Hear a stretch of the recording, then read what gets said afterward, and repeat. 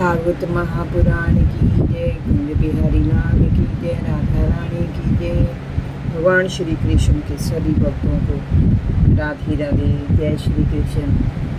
आज मैं आपको सुनाऊंगी भागवत महापुराण में पंचम स्कंद में चौथा अध्याय, राजा नाभि के पुत्र ऋषभ देव जी का राज्य शासन। श्री सुखदेव जी ने कहा, राजन, राजा नाभि का पुत्र दिन दूनी रात चौगुनी तरक्की करता हुआ युवा हो गया। उसके शील स्वभाव, सुडौल शरीर, विपुल कीर्ति, तेजस्वी चेहरे, बल, ऐश्वर्य, पराक्रम और शूरवीरता को देखकर मंत्री, प्रजा, ब्राह्मण और देवगण की ये इच्छा होने लगी कि पृथ्वी का शासन अब युवराज करें।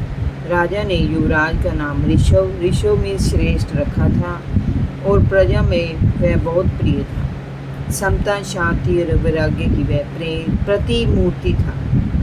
एक समय की बात है कि देवराज इंद्र ने राजकुमार ऋषभ के यश से चिढ़कर राजा नाभि के राज्य में वर्षा नहीं की। सर्वत्र त्राही त्राही मच गई। वर्षा के बिना कृषि कैसे हो? सभी ओर सूखा पड़ गया था। अन्न नहीं होगा तो लोग भूखों मर जाएंगे। तब योगेश्वर श्री ऋषभ देव ने इंद्र को ललकारते हुए अपनी योग माया से राज्य में वर्षा करा दी। खूब जल वर्षा। लोग युवराज ऋषभ देव की जय जयकार करने लगे। महाराज नाभि भी अपनी इच्छा अनुसार पुत्र पाकर बड़ी प्रसन्न थे। महाराज ने जब ये देखा कि मंत्रिमंडल, नागरिक और प्रजा ऋषभ देव से प्रेम करती है तो उन्होंने युवराज का राज तिलक कर दिया और आप अपनी पत्नी मेरु देवी के साथ भगवत भक्ति के लिए बद्रिका आश्रम चले गए। वहाँ भगवान नर नारायण की आराधना करते हुए दोनों समाधि योग से ब्रह्मलीन हो गए। हे पांडुनंदन, राजा नाभि के विषय में ये लोकोकित अत्यंत प्रसिद्ध है।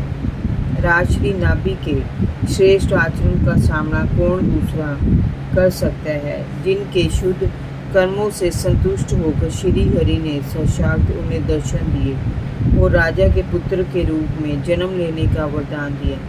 महाराज नाभि के समान ब्राह्मण भक्त राजा भी कौन हो सकता है? जिनकी दक्षिणा से संतुष्ट हुए ब्राह्मणों ने अपने मंत्र बल से यज्ञशाला में भगवान श्री विष्णु को बुलाया। राजा ऋषभ देव ने अपने देश अजनाब खंड को कर्म भूमि मानकर प्रजा का स्नेह प्राप्त करने के लिए किशोरावस्था में गुरुकुल वास भी किया था। गुरु दक्षिणा देकर ही वे गृहस्थ आश्रम में प्रवेश के लिए आगे आए थे।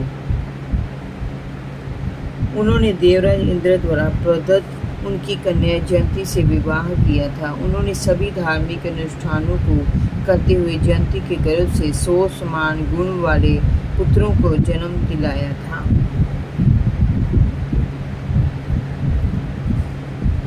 उन पुत्रों में भरत सबसे बड़े श्रेष्ठ गुणों से युक्त और महायोगी थे। उन्हीं के नाम पर अजनाम खंड का नाम भारतवर्ष पड़ा था।